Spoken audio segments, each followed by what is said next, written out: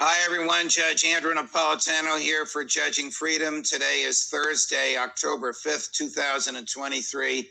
Professor Jeffrey Sachs joins us from the other side of the world from where I am. I know you folks are all around the world. Professor Sachs is coming to us from Hong Kong today. I would say this morning, but of course it's nighttime where he is. Professor Sachs from Columbia University, 10,000 miles away. It's a pleasure. Thank you for joining us.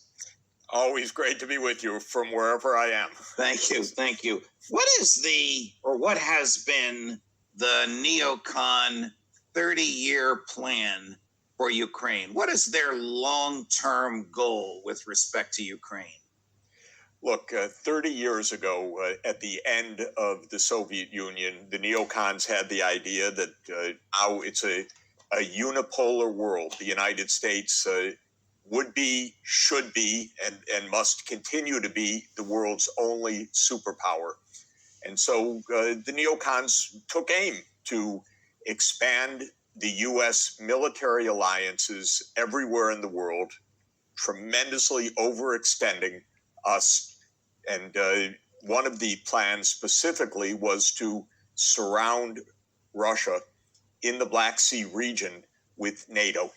And that has proven to be yet another neocon disaster, because I would add to the list of neocon disasters the war in Iraq, the war in Syria, the war in Libya, the war in Afghanistan, and now we have the war in Ukraine, a war that was provoked in very significant part by the attempt that has been pretty relentless now for a quarter century to push NATO right up to Russia's border, 2,300-kilometer border, by the way, with Ukraine. And Russia kept saying, no, don't do that, don't do that, don't do that. The neocons, their whole game is not to listen. After all, we're all powerful. And so every time Russia said that, from Gorbachev first, then Yeltsin, then Putin, the neocons said, doesn't matter, it's a bluff. We can do what we want. We are the only superpower. And when things got sticky in 2010 to 2014, when Ukraine elected a president that didn't want NATO, that wanted neutrality, the U.S. ended up conspiring in his overthrow. That was in February 2014. And they continued the march onward. And here we are today. Ukraine is getting destroyed.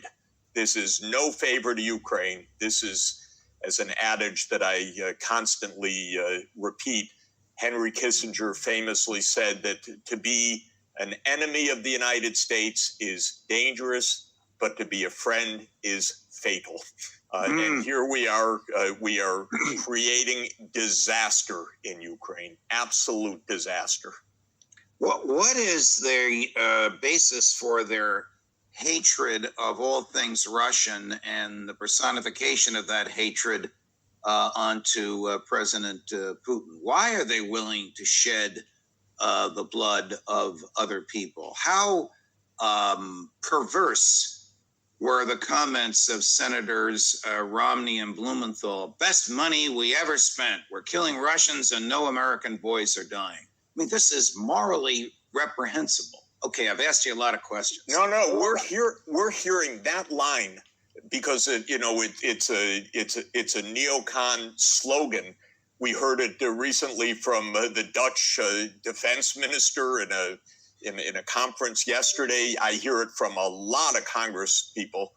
It's unbelievable the depth of this cynicism in that. Oh, it's the Ukrainians dying. We're getting our money's worth. No Americans are dying. They're fighting for us. It's grotesque. Now, where this comes from is this sense that we need to be all-powerful. So there's a profound resentment of any other country that professes to have some power and say in the world. And by the way, it actually goes back to the British Empire. The Russophobia in the British Empire is even more remarkable than the Russophobia in the American capital. And you could trace from the 19th century onward this intense desire to crush Russia. And by the way, this precedes communism. This extends past communism. This is just something that is deeply embedded, cultural and ignorant, because I've worked with the Russians. I've worked with the Ukrainians. I was an advisor to President Gorbachev's economic team. I was an advisor to President Yeltsin's economic team. I was an advisor to President Kuchma, the first president of independent Ukraine, to his economic team. They wanted just normal relations. Normal. They didn't view the United States as an enemy. They wanted normal relations. We could not take yes for an answer of just normalcy. We had to dominate. And that's the whole neocon approach. Here's the princess of neocons, your fellow Columbia faculty colleague, the former Secretary of State, blaming your attitude and mine and the attitude of the thousands watching us on Vladimir Putin. I think Putin is not only thrilled by the divide over whether we continue and at what levels to fund Ukraine, I think he is fomenting it as well. Putin and his team that does the kind of interventions, covert and overt, aiming to undermine democracy and to suborn political leaders, is a big part of how he sees his role. Extraordinary. So who would take, it's the former Secretary of State. But by the way, extraordinary. A direct descendant in the line that started with Thomas Jefferson. And she's mouthing this nonsense. Well, talk about suborning and covertly overthrowing other governments. She was the mastermind that we're going to overthrow the Syrian government in 2011. Look at the debacle over the next 12 years, complete devastation of that country. She was the one that said we had to overthrow the Libyan government. Look at the disaster. She was the one, after all, that oversaw Victoria Nuland as we participated in the overthrow of Viktor Yanukovych in 2014. Absolutely extraordinary. And not except, by the way, it's just the demonstration of a very great difficulty in listening to others in the world. This is a big problem. Do you sense, Professor Sachs, that support in Europe for sending military aid to Ukraine is beginning to wane? It is waning fast. We just had an election in Slovakia this past week, where the new government, the candidate that led the party that won the most votes, was campaigning on ending all military support for Ukraine. And that party won a decisive election victory. In Poland, which has been the stalwart supporter, they're barely on speaking terms with Ukraine right now because of massive feuds on many fronts. Hungary has long been opposed to the U.S. neocons, and Prime Minister Orban has been very clear-headed, I would say, uniquely so in Europe for a long time. But what's happening in the places that are still strongly supporting Ukraine is that essentially every political leader in Western Europe right now is unpopular. This is amazing. Just like in the United States, President Biden's disapproval ratings are much higher than his approval ratings. This is true throughout Europe right now. And this is the sign that people are very unhappy with the way things are going and the direction that's being taken. The new defense minister of Great Britain recently made some allusions to boots on the ground, and there was a significant pushback. And then Prime Minister Sunak, using a very British phrase, said, well, we don't mean it in the here and now. You know these folks better than I do. What does that mean? We meet it next week? Are they seriously considering boots on the ground, maybe in the Biden mode where they're out of uniform so he can claim they're not combat? Or are they seriously considering sending troops in this never-ending war that the Russians are about to triumph in? I have to tell you, you know, when I was growing up, when I was starting my career, I adored the British, they speak such beautiful English after all, and it seemed so sophisticated. But over time, over decades, I've come to understand that this imperial mentality is so deep in Britain.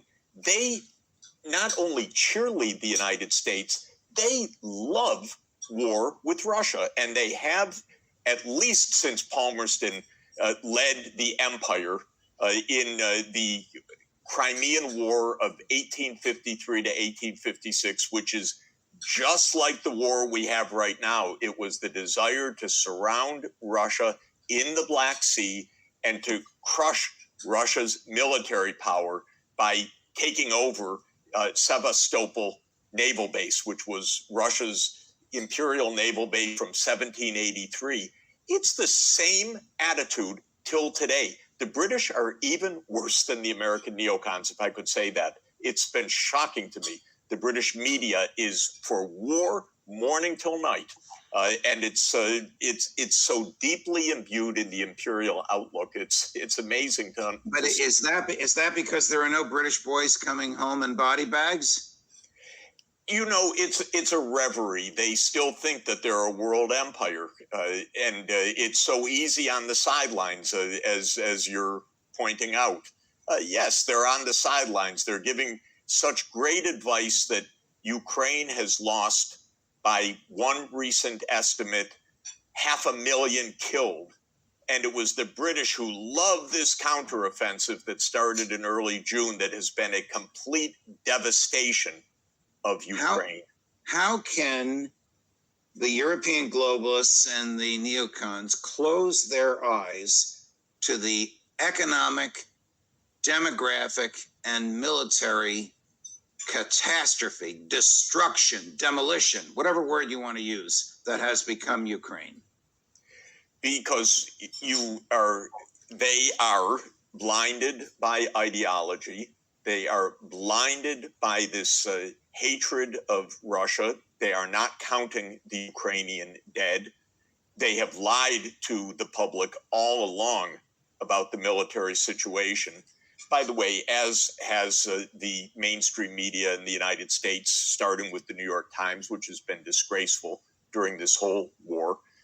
And the point is, they're just not telling the truth. They want so much to fight Russia and to have someone else do the fighting and the dying, that they want another massive recruitment of the remaining Ukrainian young men that can be grabbed off the streets and be thrown into the killing fields almost without any training, from what we're hearing from the soldiers themselves on the front line that are dying in massive numbers.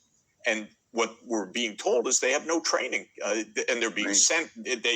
Russia has air superiority, it has artillery superiority, it has drone superiority, and this is absolutely clear.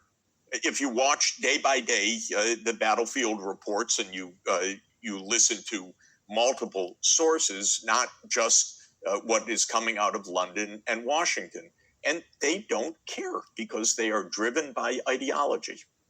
I have to play another clip of your fellow faculty member. This is former Secretary Clinton, cut 3, Gary, saying, "This fight is our fight."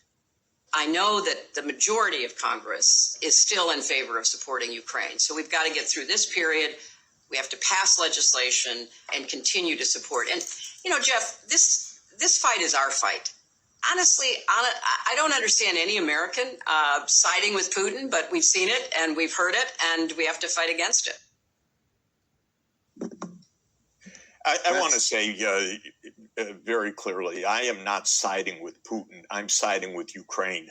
I don't want Ukraine to be completely destroyed by these neocons, by their fantasy world, by their desire to throw Ukrainians by the hundreds of thousands to their death, by the destruction of Ukraine, by pushing NATO.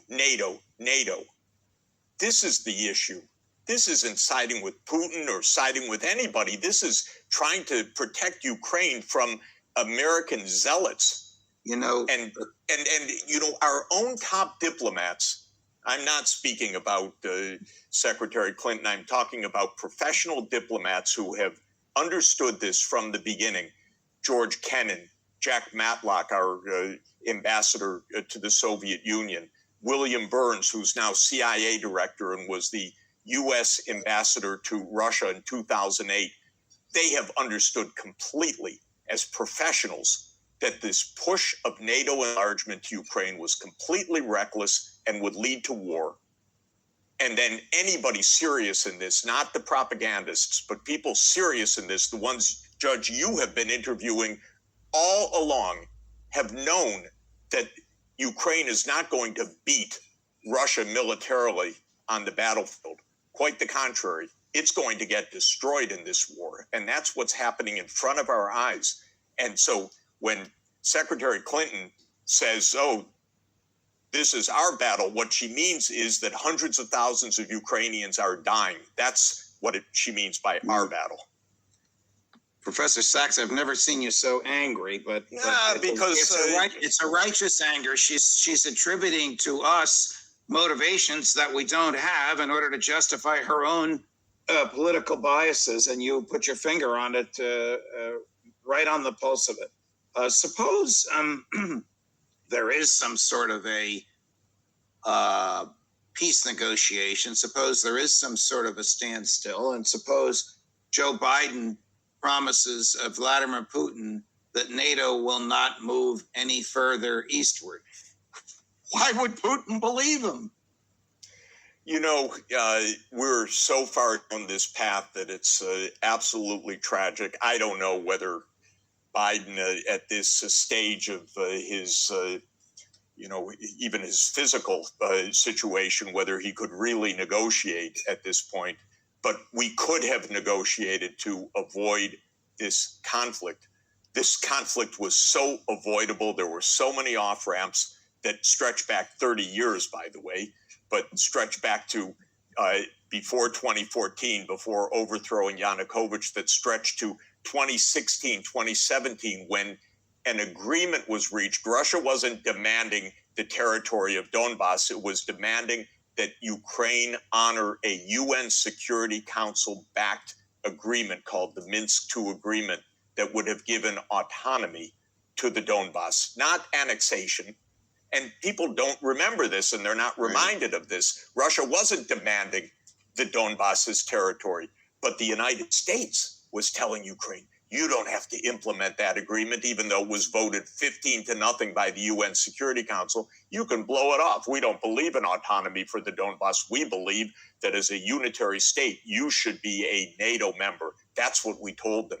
And then on December 17th, 2021, when President Putin put on the table a draft security arrangement between Russia and the United States, perfectly sensible, a lot to negotiate, but based on no NATO enlargement, we could have avoided the war then, too. This war could have ended in March 2022 when Zelensky, in a moment of, in a glimmer of reality, of realization of the situation, said we can be neutral. And on that basis, Zelensky and Putin were close to signing an agreement until the United States rushed in and said, no, you don't have to do this. This is our fight and your fight. We have your back, so go to it. And hundreds of thousands of dead later, here's where we are. So this war could have been avoided so many times with negotiations. What President Biden should do today is pick up the phone, and I've offered my Zoom link, and I'm sure you could offer your studio link to him so he could call President Putin, because he hasn't spoken to him one time since February 2022. and say, look, we got to end this thing. We got to stop the bloodshed, stop the fighting, stop the destruction of Ukraine. We got to sit down and negotiate. I accept NATO is not enlarging. I accept that you have security interests that are real. I accept, by the way, that we got to get back also to negotiations over nuclear weapons, because that's Right. part of what has made this so dangerous, because the U.S. unilaterally walked out of the anti-ballistic missile treaty, placed missiles in Poland and Romania over Russia's stark objections. We said, we don't care, that's our business, then unilaterally pulled out of the Intermediate Nuclear Force Agreement in 2019. And so we have stoked so much provocation in this, so much anxiety, overthrowing governments, starting multiple wars, pushing NATO enlargement, abandoning nuclear agreements, and then saying, oh, he doesn't want to negotiate. So of course we would negotiate. President Biden needs to do his job, which is to pick up the telephone and talk to his counterpart. Professor Sachs, a brilliant summary of where we are today. I'm sorry we have to go. I could talk to you all morning, or in your case, all evening. We'll Safe do it again travels. soon, I hope. Thank you. Yes, safe travels. We'll see you next week from wherever you are on the planet. Thank you so much. Sounds great. Thanks so much. Of course, more